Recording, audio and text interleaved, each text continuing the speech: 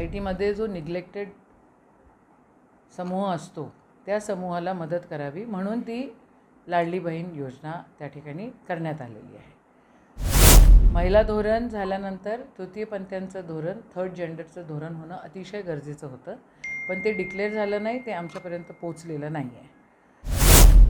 साधी गोष्ट आहे की त्यांची हालत खूप खराब असते, हे आपल्याला सगळ्यांना माहिती आहे, हे काही कोणाला सांगायची गरज नाही. लाडली बहिणीचे जे जे काय फायदे आहेत किंवा ज्या काही सुविधा त्यांना मिळणार आहेत, जे काही त्यांना निधी मिळणार आहेत, तो तृतीयपंथीयांना देखील मिळावा असा अट्टहास सभागृहामध्ये मी त्या ठिकाणी मांडला.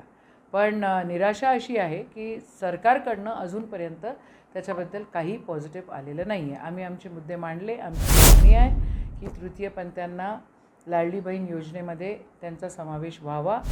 दुसरी मागणी अशी होती की जे तुम्ही 50% आरक्षण, 50% सूट जे देता आहे ट्रॅव्हलिंग करण्यामध्ये, बसेसमध्ये, तो देखील तृतीयपंथीयांना मिळावा, म्हणजे त्यांना तिथे हातभार लागेल. ते इकॉनॉमिकली, फायनान्शियली आणि सोशली देखील डाऊनट्रॉडन असतात, त्यांना निग्लेक्ट केलं जातं. त्यांच्याकडे लक्ष देण्यात यावे आणि त्यांचं राहणीमान देखील वाढावं, याचा हा अट्टहास त्याच्या मागे आहे.